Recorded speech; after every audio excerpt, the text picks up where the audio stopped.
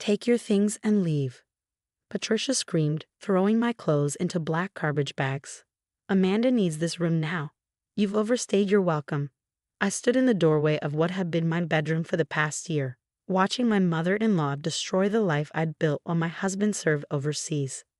This is my house too, I said quietly, my hands steady despite the storm raging inside me. Michael and I. Michael isn't here. She cut me off, her face flushed with anger.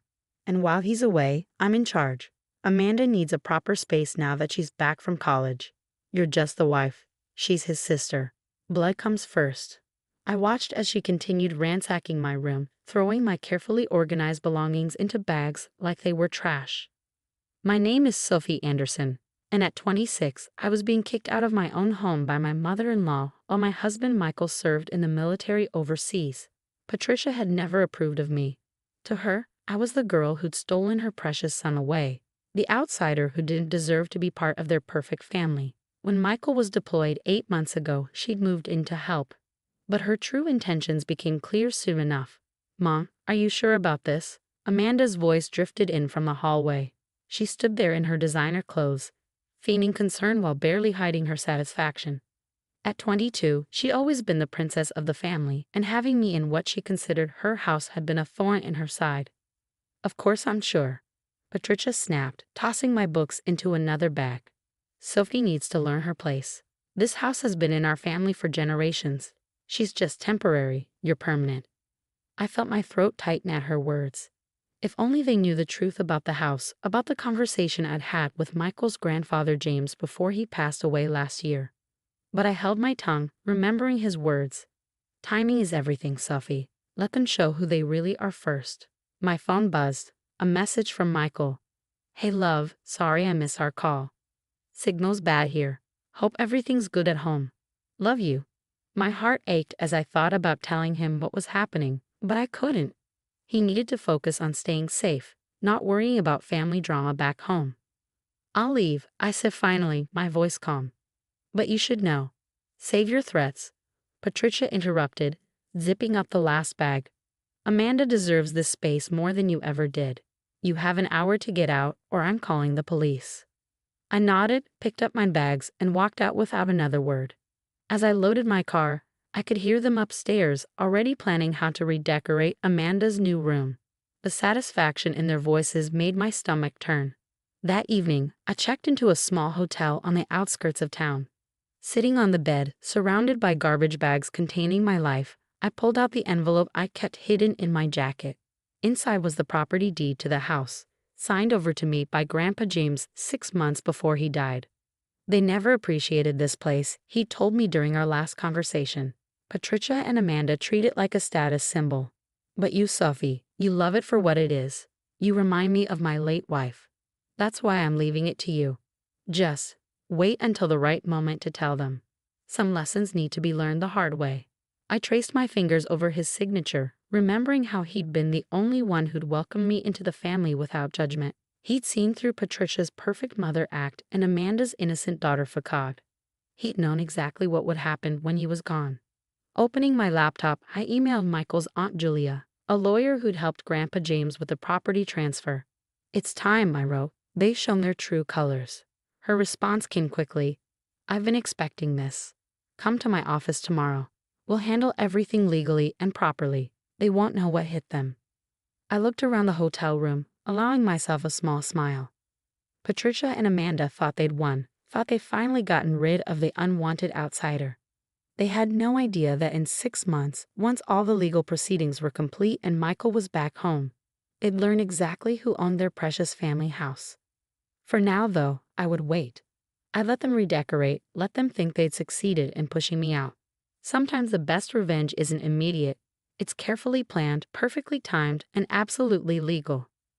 My phone buzzed again. Another message from Michael. Just got a weird text from Amanda about redecorating her new room. What's going on? I replied simply, don't worry about it, love. Everything's under control. Stay safe and come home to me. And it was under control, just not in the way his mother and sister expected. The next 6 months passed in a carefully orchestrated dance.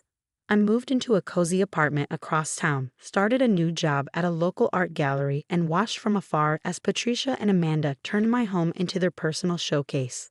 Through mutual friends, I heard about every change they made. Amanda had painted over the vintage wallpaper Grandpa James's wife had chosen decades ago.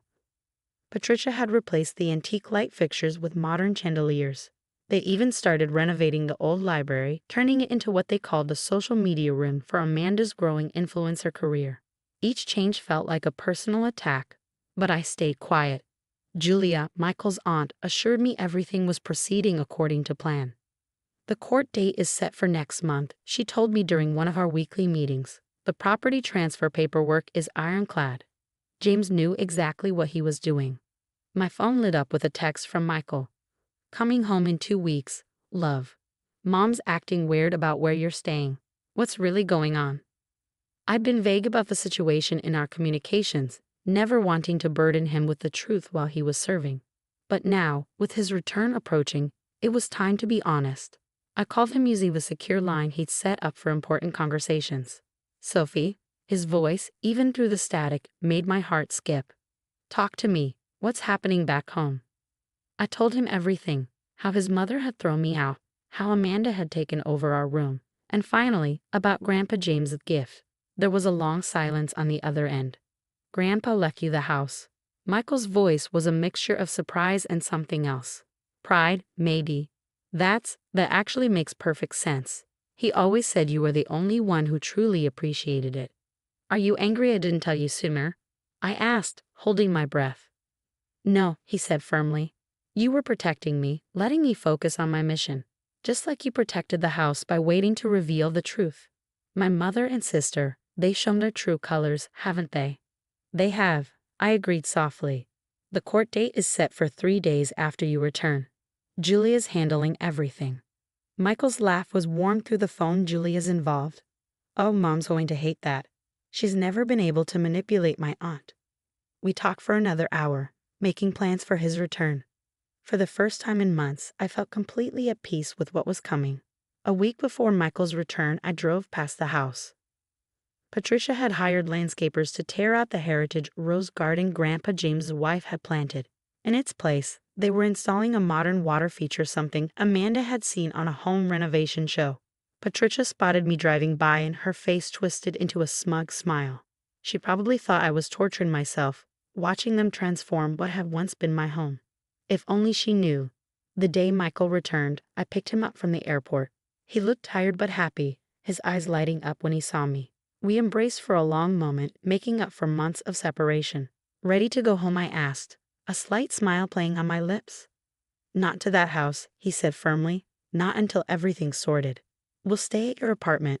When we drove past the house, Patricia and Amanda were outside, putting up a welcome home banner. They waved frantically, but Michael didn't stop. Their faces as we drove by were priceless, confusion turning to anger as they realized their perfect homecoming wasn't going according to plan. Mom's called 6 times already, Michael said, checking his phone as we entered my apartment. She's demanding to know why we didn't stop, why you've corrupted me against the family. He rolled his eyes. I told her we'd see her in court. How did she take that? I asked, unpacking his bags. She hung up. Then Amanda texted saying I'm betraying the family legacy. He pulled me close. Little do they know, Grandpa James trusted you with that legacy more than anyone. That night, as we lay in bed, Michael turned to me. You know what really gets me? They thought they could just throw you away, like you weren't family. Grandpa James saw what they couldn't, that you're the one who truly loves this family, this home, for all the right reasons. I snuggled closer to him, feeling truly at home for the first time in months. 3 more days, I whispered. 3 more days until they learned the truth. Just before we fell asleep, Michael's phone buzzed one last time, a message from Patricia. This house has been in our family for generations. Don't let that girl destroy our legacy. Michael showed me the message and we both laughed. If only they knew whose legacy they'd really been destroying all these months. The truth would come out soon enough. And when it did, Patricia and Amanda would learn that sometimes family isn't about blood. It's about who truly cares for the things that matter most. The morning of the court hearing arrived crisp and clear. I wore the pearl necklace Grandpa James had given me on my wedding day. It was my wife's, he'd said. She'd want you to have it. You understand the value of memories, not just things. Michael and I arrived early, finding Julia already waiting outside the courtroom. Patricia and Amanda swept in minutes later, dressed like they were attending a social event rather than a legal proceeding. Their confidence wavered slightly when they saw Julia. "What's she doing here?" Patricia hissed to her lawyer, loud enough for us to hear. Representing the rightful owner of the property, Julia replied calmly, her smile sharp as a razor. Inside the courtroom, Patricia's face turned increasingly pale as Julia presented the evidence. The property deed, Grandpa James's notarized letter explaining his decision, and photographs documenting the unauthorized changes they'd made to the historic home. "Your Honor," Julia said, her voice clear and strong, "my client, Sophie Anderson, was gifted this property by James Anderson 6 months before his passing. He chose her specifically because of her dedication to preserving the home's history and character." Patricia shot to her feet. "That's impossible. The house has been in our family for generations." "Yes," the judge said, reviewing the documents, "and according to these papers, Mr. James Anderson chose to keep it in the family, through his grandson's wife, Mrs. Sophie Anderson." Amanda burst into tears, but they weren't her usual manipulative sobs. These were tears of genuine shock as her perfectly planned future crumbled around her. "The property transfer is legal and binding," the judge continued.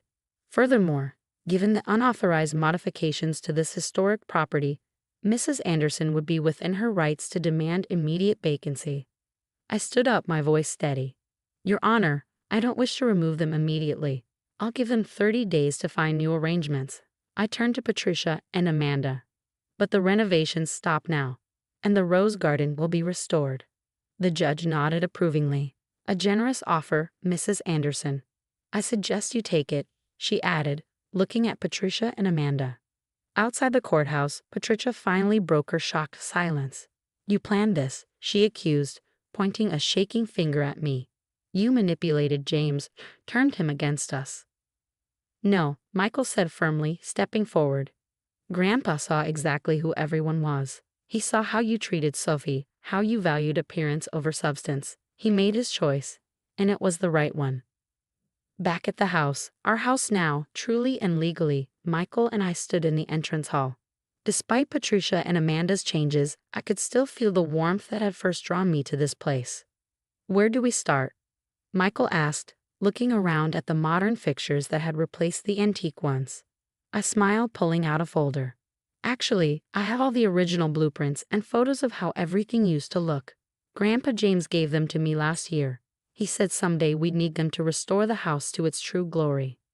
Over the next month, as Patricia and Amanda grudgingly packed up and moved out, we began the restoration process.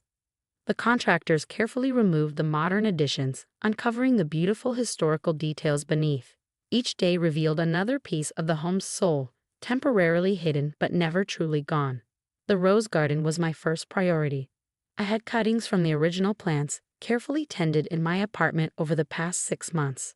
Grandpa James's wife had documented every variety in her garden journal, which he'd entrusted to me. "You'll know when to use this," he'd said with a wink. On the day Patricia and Amanda finally left, Michael found me in the library, which we were returning to its original state. "No regrets?" he asked, wrapping his arms around me. "None," I replied, looking around at the room that would soon house books again instead of ring lights and cameras. "This is what Grandpa James wanted. Someone to love this house for what it is, not what it could be turned into." That evening, as we sat on the porch watching the sunset, a car pulled into the driveway. It was Julia, carrying a large box. "Found these in my attic," she said, setting it down. "Grandpa James left them with me for safekeeping. Said to give them to you once everything was settled." Inside were photo albums documenting the house's history, and at the bottom, a letter addressed to me. "Dear Sophie, if you're reading this, you've proven me right. You fought for this house the right way, with patience, grace, and determination. These albums show the house's heart and soul through the years. Add your own chapters to them. Make new memories, and remember, sometimes the best revenge is simply proving someone right about you. Love, Grandpa James." I wiped away tears as Michael hugged me close. Through the window, we could see the first blooms appearing in the restored rose garden.